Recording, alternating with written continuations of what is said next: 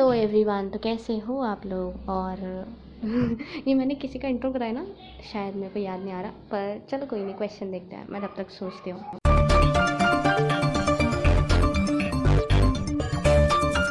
चल रहा है क्वेश्चन नंबर 6, जो कि कहता है इन फिगर ये 6.33 P Q is parallel to R S are two mirrors place parallel to each other. मतलब ये दोनों मिरर है,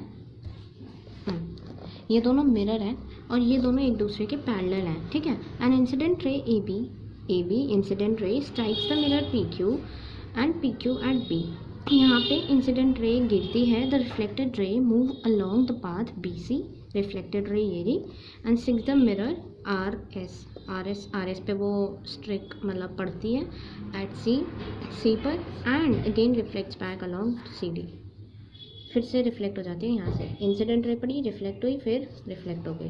prove that A B is parallel to C D. Prove करना है A B is parallel to C D, मतलब A B C D के पैरेलल है। अब कैसे करेंगे? सबसे पहले बनाएंगे डायग्राम। हमारी परंपरा अनुशासन प्रतिष्ठा है ना, ऐसे ही है ना, मुझे नहीं पता कौन सी मूवी का है, पर है परंपरा। हमारी सबसे पहली परंपरा है डायग्राम बनाना अपने नाजुक हाथों से। वैसे नाजुक हाथ नहीं है तब भी, ठीक है। ये मिरर है इसलिए हमने ऐसे इसमें डिज़ाइन से बना दिए। ये भी मिरर है तो डिज़ाइन बना दो थोड़ा बहुत। ये है पी क्यू और ये है are S. Incident ray A, this is B, reflected ray यहाँ पे सी, यहाँ पे डी, ठीक है। अब इन्होंने क्या रखा था, गिवन क्या है हमें, गिवन है P Q is parallel to R S, P Q is parallel to R S, यह हमें दे रखा था, है ना। और क्या है, और कुछ नहीं, और बस हमें ये प्रूव करना है कि A B is parallel to C D. अब कैसे करें हम इसे करने के लिए हमें एक कंस्ट्रक्शन करना पड़ेगा। कंस्ट्रक्शन क्या है कि ए बी पी क्यू के परपेंडिकुलर एक लाइन ड्रॉ करो और एक आर एस के परपेंडिकुलर, ए बी पर और सी पर, ठीक है। कंस्ट्रक्शन करा हमने, एक कंस्ट्रक्शन क्या करा हमने कि on line P Q at B we have drawn a perpendicular, ठीक है। सही है, आगे समझ में। अब ऐसे ही ऑन लाइन आर एस है ना, आर एस पे ही तो ड्रॉ करी हमने, at C we have drawn a perpendicular, ठीक है। अब क्या करेंगे हम, ये करते हैं, हम इन पॉइंट्स के नाम दे देते हैं पहले। तो ये पॉइंट 1, ये एंगल 2, ये 3 और ये 4। अब देखो एक चीज़ चमक रही है तुम्हारे, देखो ये दोनों तो पैरेलल हैं, ये एक ट्रांसवर्सल है, मतलब है तो सेम ही है।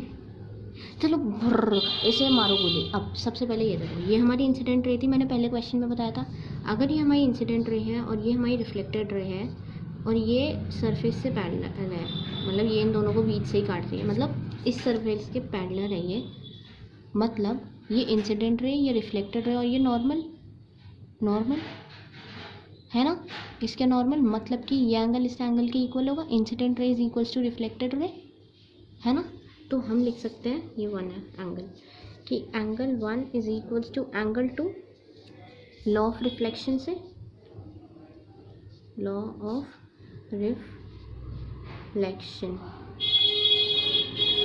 रिफ्लेक्शन क्या कहता है, angle of incidence is equal to angle of reflection on the same plane, मतलब सेम प्लेन पे होती है और सेम नॉर्मल होता है, तो angle of incident is equals to angle of reflection.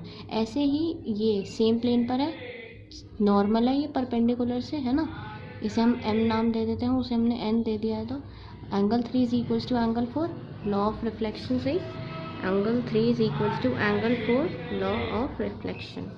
अब देखो ये हमारी एक ही रे है, दो पैरेलल सेम पैरेलल लाइन के, ये देखो दो पैरेलल लाइन के एक ही लाइन है ये, मतलब ये दोनों इक्वल हो सकते हैं क्योंकि ये एज अ ट्रांसवर्सल बिहेव कर रहा है दो पैरेलल लाइन के बीच में, है ना। तो हम ये कह सकते हैं कि ये ट्रांसवर्सल है दो पैरेलल लाइन के बीच में, तो फिर ये ऑल्टरनेट एंगल, ये दोनों तो नॉर्मल है लाइन से, पैरेलल है ये भी, है ना। तो ये इसके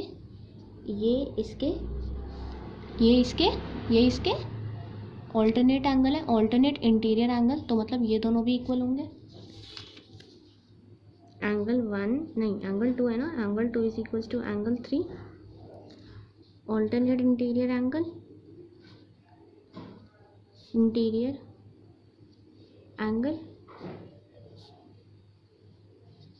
between same parallel line and same transversal, है ना। ये पूरा लिखना। उसके बाद देखो हम ये कह सकते हैं, इन तीनों को देख के ये कह सकते हैं कि angle 1 is equals to, therefore angle 1 is equals to angle 2, angle 2 is equals to angle 3, यहाँ से हमने निकाला, और एंगल 3 तो 4 के इक्वल ही है, मतलब चारों एक दूसरे के इक्वल हैं। अब अगर ये इसके इक्वल है, ये भी इसके इक्वल है, तो ये भी इसके इक्वल होगा, ये भी इसके पैरेलल होगा। देखो ये एंगल, देखो ये पूरा एंगल इस पूरे एंगल के इक्वल होगा, इसके अकॉर्डिंग होगा इक्वल, ये इसके पूरे का इक्वल होगा। कैसे होगा देखो, angle 1 plus angle 2 is equals to angle 3 plus angle 4। अब पढ़ रहा है ये, इसकी जगह तो हम कुछ भी 1 ही लिख सकते हैं, इसकी जगह हम 2 3 लिख सकते हैं, 1 3 तो इक्वल है यहाँ से, है ना। तो मतलब ये पूरा इस पूरे के इक्वल है, तो ऑल्टरनेट इंटीरियर से ये दोनों इक्वल है, ये सेम ट्रांसवर्सल है, तो जितना एंगल ये बना रही है उतना ही एंगल ये बना रही है, और सेम लाइन इधर से भी दोनों सेम ऐसे जा रही हैं, ये दोनों भी पैरेलल होंगी, ठीक है। Hence angle ABC is equals to angle BCD, so line AB is parallel to line CD, hence proved।